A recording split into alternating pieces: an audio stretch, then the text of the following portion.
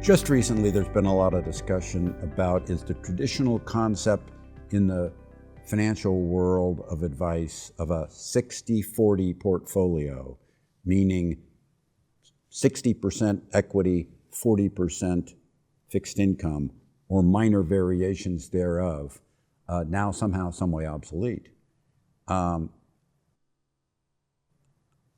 This argument has been fueled partly by comments from BlackRock and partly by comments from Goldman Sachs, the one being more optimistic about the equity future and the other being more pessimistic about the future. And what I would say is that this discussion in many ways was obsolete when I was very young. 60-40 for most people is wrong. It always was. Let me try to take you through that. And bear with me as I just go into some nuances at first that may seem tangential but really aren't. The fact of the matter is that the equity allocation that you should have more than not solely, is driven by what your long-term needs are. And with most people, when you ask them, what do you really need your money to do for you? What are you really trying to accomplish? What's your purpose? The most common answer that you hear over and over again is some minor variation of to take care of me and my spouse the rest of our lives. If the person's single, maybe just take care of me the rest of my life. Those are the answers you hear most commonly, then ameliorated by phrases like, oh, I'd like to leave some money to my children, or before death or after death, I want to leave some money to charity. But the big one is take care of me and my spouse the rest of our lives. The next logical question is, so how long are you going to live?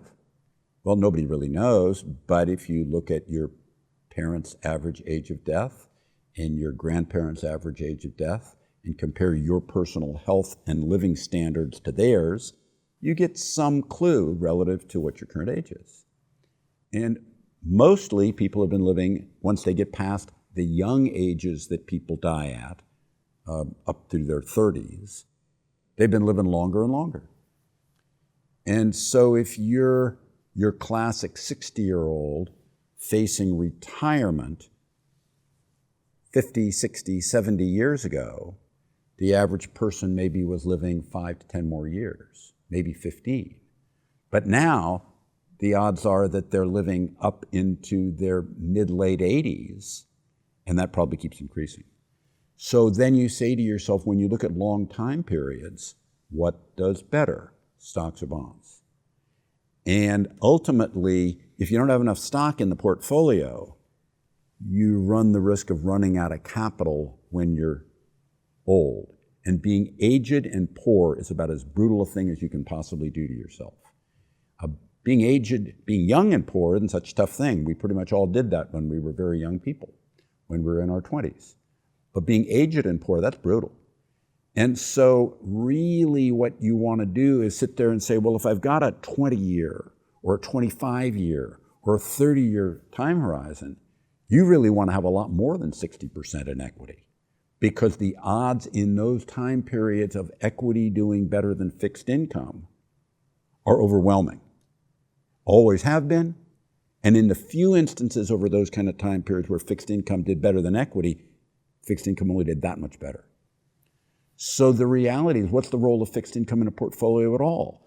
And the answer is, to a large extent, to dampen the volatility in the portfolio. But if you've got 25 or 30 years ahead of you in your life, or you and your spouse's life, second to die, the fact becomes, for the first good number of years, you don't really need to dampen the volatility that much. In my mind, 60-40 was obsolete when it was first conceived and too much associated with just kind of a standard way that the financial services world sold you on things. But if you've got a long time horizon, you need a bigger equity allocation. Now, if you've got a shorter time horizon, that goes the other way around. Let's say, compared to your parents and your grandparents, your health is not good for whatever your circumstances are.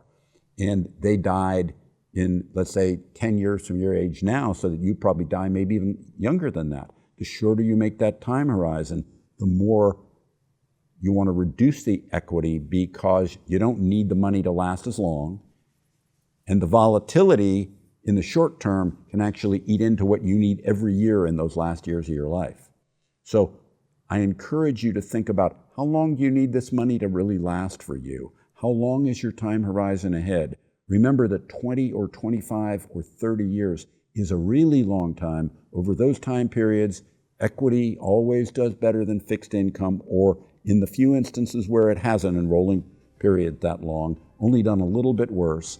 And think about the fact that you probably need a lot more equity than any 60-40 allocation actually suggests for you. Thank you very much for listening to me.